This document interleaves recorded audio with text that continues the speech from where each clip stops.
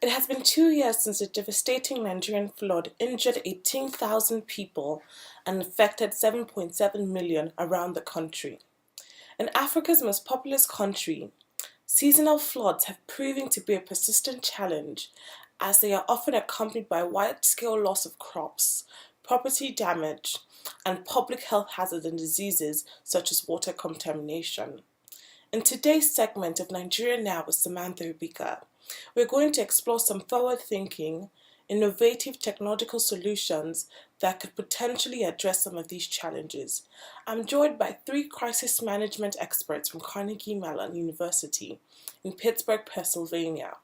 Regena, Christine, Min, welcome. As I understand, there are generally three phases in crisis management: the mitigation preparedness phase, the response phase, and the recovery phase. Let's talk about the mitigation and preparedness phase.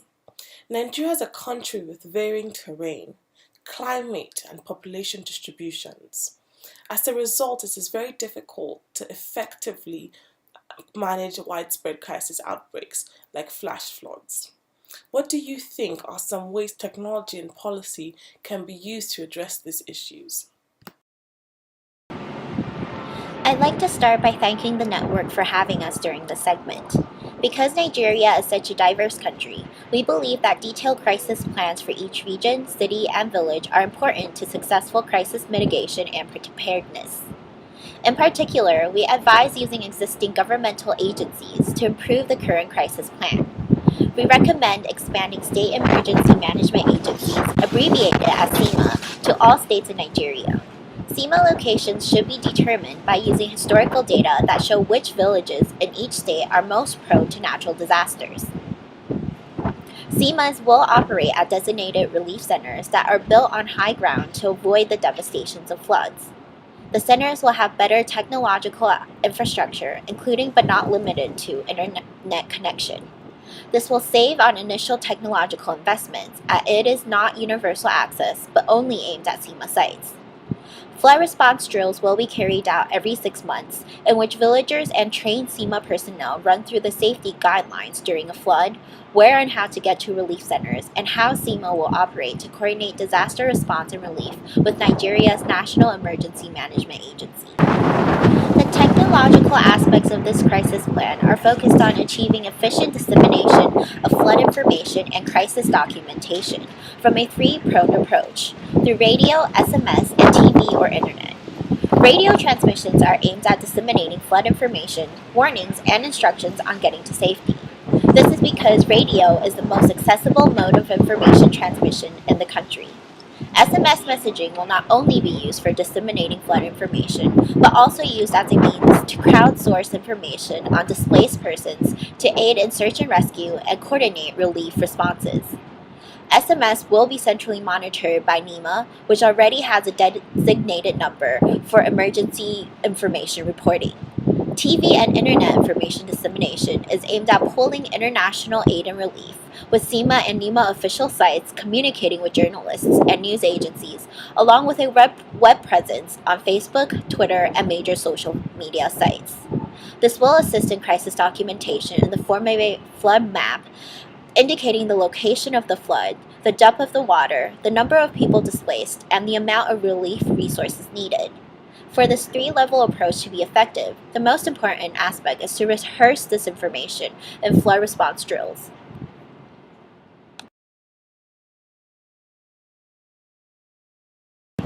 For the short term, we propose solutions geared towards ensuring that mobile technology in place remains functional throughout any future floods so that individuals affected can call for help as they need it. We have designed a special elastic casing using latex technology that can simply be placed over mobile devices to fully waterproof them. For those who have mobile phones or portable computers, we aim to make sure that those devices can still be used, even if they have been submerged in water.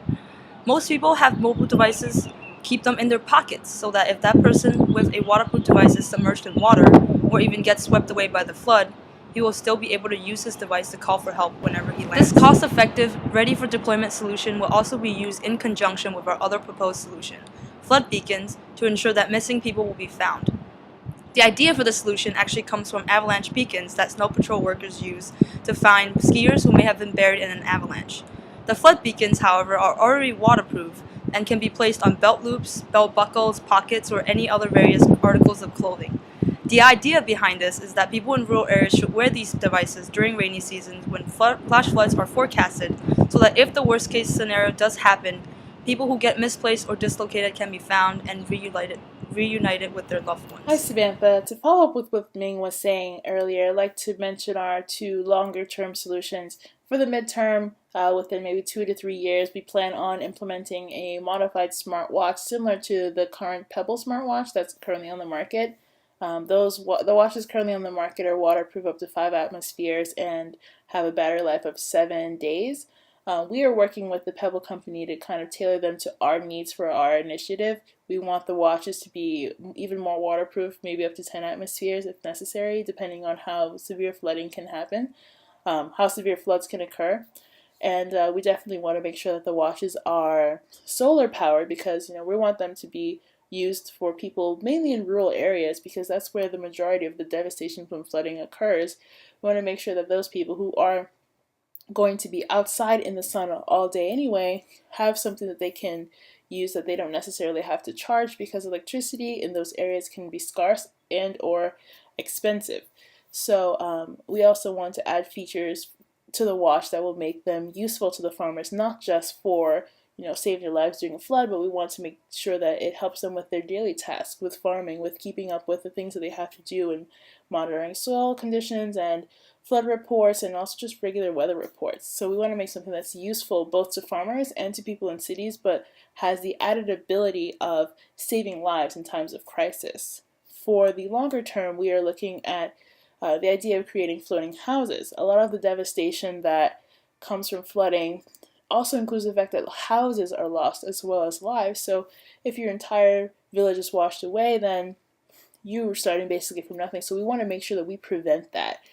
With the creation of the Makoko's floating floating school in the Makoko region of Lagos, Nigeria, architects Kunle Adeyemi and Rem Koolhaas have successfully created a house that's fully sustainable, fully floating, and it will not be devastated in times of flooding because that area is very flood prone.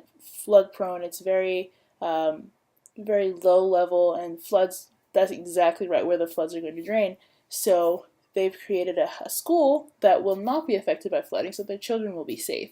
We're currently working with these two architects and engineers to kind of see where they are with their plan for the Makoko area. They have a vision for the Makoko area that they are working on that is obviously going to take a longer time, and we want to work with them to make sure that the vision for Makoko could be expanded throughout the nation to other flood-prone areas.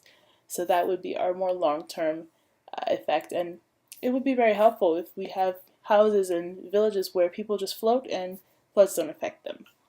Whoa, this sounds so amazing. It is so reassuring to know that we have so many talented people working on behalf of our people. Thank you all for your efforts. I am sure we will be seeing your solutions in circulations very soon, as they are indeed valuable. This concludes tonight's segment of Nigeria Now. Thank you all for tuning in and have a lovely day. Bye.